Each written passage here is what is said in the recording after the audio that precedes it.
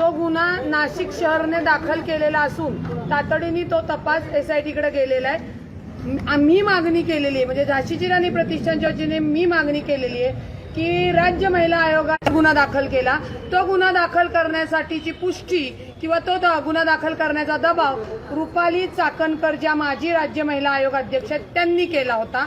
त्याच्यानंतर त्यांचा या शहर पोलिसांनी जो गुन्हा दाखल केलाय त्याच्यामध्ये सातत्याने आपल्याला दिसतंय की महिलांना तिथे पाठवणे म्हणजे एवढी भयानक गोष्ट आहे की राज्य महिला आयोगाकडे आलेल्या पीडिता जेव्हा त्यांचं समुपदेशन होतं त्यावेळेला ते समुपदेशन होत असताना तुम्ही तुमच्या पत्रिकेतले ग्रह चेक करून बघा, असे असे बाबा आहेत, असा करून ते प्रकरण वर्ग केलं जात होतं।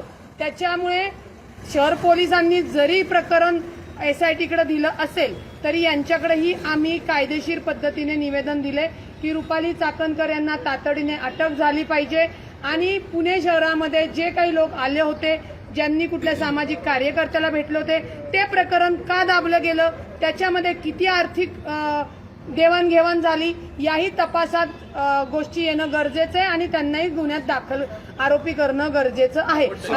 तुम्ही जो दावा केला की त्या पाठवत होत्या समुपदेशन करण्याच्या वेळेला, तर अशा कोणत्या महिला तुम्हाला भेटल्या का त्या सगळ्या संदर्भात? ज्यांना पाठवलं त्या महिला भेटल्या, ज्यांना पाठवलं तुम्हाला सांगते, हे भोंदू बाबा प्रकरण जेव्हापासून झालेलं आहे तेव्हापासून महिलांच्या पीडितांचे फोन येत आहेत। त्याच्यामुळे त्यांचं नाव डिस्क्लोज करणं, त्यांची ओळख न देणे या गोष्टी महत्वाच्या आहेत। म्हणजे हे रॅकेट जे आहे जे काही महिला तिथे जात होत्या आणि काही एजंट त्यासाठी काम करत होते असा आरोप होतो, तुमचा असा आरोप आहे का या रुपाली चाकणकर जे आहेत त्या स्वतः हे रॅकेट चालवत होत्या किंवा त्याच त्या महिलांना तिथे पाठवत होत्या असं जे समोर पुरावे आलेले आहेत, जी परिस्थिती आली आहे त्याच्यानुसार ते रॅकेट स्वतः रुपाली चाकणकर चालवत आहे या परिस्थितीवरनं प्राथमिक दर्शवते। आता CP साहेबांना तो अधिकार नसल्यामुळे, म्हणजे त्यांच्या कार्यक्षेत्राचा तो अधिकार त्यांना नसल्यामुळे ते त्याच्यात आम्हाला डिटेल माहिती देऊ शकत नाही। तेजस्विनी सातपुते देऊ शकतात का रुपाली चाकणकर यांना तुम्ही अजूनपर्यंत चौकशी केली नाही?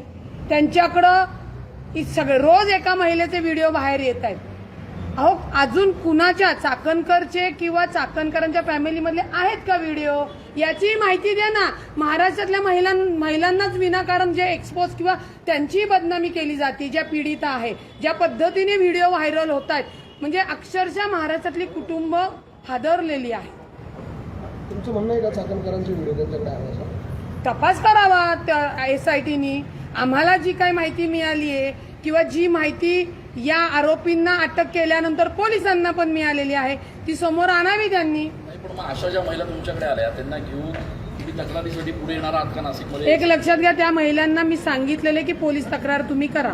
ज्यांना मूल होत नाही ती जे महिला तिथे गेलेल्या आहेत, आता त्यांना मूल झालेले आणि आता त्यांचे नवरे हे जे काही बंधू प्रकार समोर आलेला आहे त्याच्यावरनं पार घराचा कौटुंबिक वाद विकोपाला गेलाय आणि DNA टेस्टला गेलाय।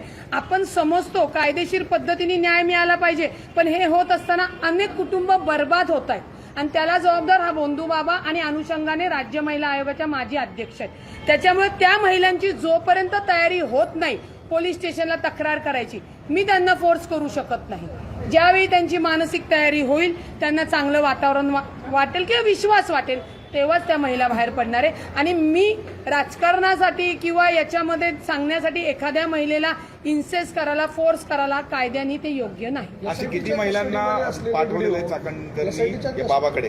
आता राज्य महिला आयोगाकडे ज्या काही तक्रारी आलेल्या आहेत तोही डेटा SITला घेणं क्रमप्राप्त आहे। तुमच्या किती माहितीनुसार काही फिगर आहे का किती महिला गेल्या? हे जेवढे व्हिडिओ दिसत आहेत ना तुम्हाला, जेवढे व्हिडिओ आक्षेपार्थ असतील त्या सगळ्या महिलांनी राज्य महिला आयोगाकडे तक्रार केली आहे। व्हिडिओ आलेलेच आहेत ना, 350 व्हिडिओ आले। सगळं स्थैर्य बिघडतं या सगळ्यामुळे व्हिडिओ आल्यामुळे। पण SITच्या कस्टडीमध्ये असलेले हे व्हिडिओ ते बाहेर कसे येतात याचा काही शोध? तुम्हाला अत्यंत जबाबदारीने सांगते, पोलिसांकडे फार उशिरा आलेले, तुम्ही फार उशिरा आलेत। आधीच तो जो कोणी खरा त्याला ब्लॅकमेल करणारा माणूस आहे ऑलरेडी सोशल मीडियावर इतर महाराष्ट्रामध्ये एक पेनड्राईव्ह नाही अनेक पेनड्राईव्ह सगळीकडे पोहोचलेले आहेत। जर स्वतः तृप्ती देसाई, हे बघा, गुन्हा दाखल झाल्यानंतर, बंधूबाबाचा गुन्हा दाखल झाल्यानंतर आम्ही बोलायला लागलो, आम्हाला जेव्हा तुम्ही लोकांनी समोर आणलं मीडियाच्या माध्यमातून.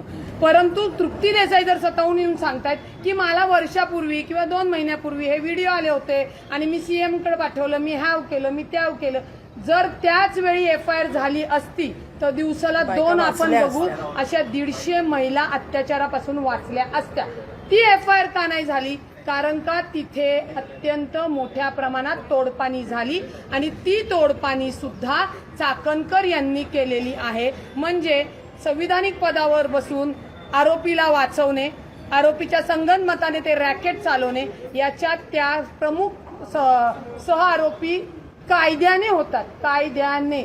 त्याच्यामुळे त्यांना अटक करून पुढचा तपास करणं गरजेचं. आपण म्हणतोय तोडपाणी झाली, नेमकं काय झालं? म्हणजे तृप्ती देसाईंना तोडपाणी करून देण्यामध्ये चाकणकरांचा हात आहे, नेमकं काय थोडंसं सांगा. हे जे प्रकरणात ज्या सामील आहेत रुपाली चाकणकर, त्यांनी ही तोडपाणी केली की खरातावर गुन्हा दाखल होऊ नये, ते प्रकरण उघडीस येऊ नये, ज्यांच्याकडे हे व्हिडिओ गेले त्यांच्यासोबत आर्थिक उलाढालाची तोडपाणी करण्यात आली. साधा सिंपल विषय. आणि तो किती कोट्यांमध्ये आहे ते SITनी त्याचा तपास करून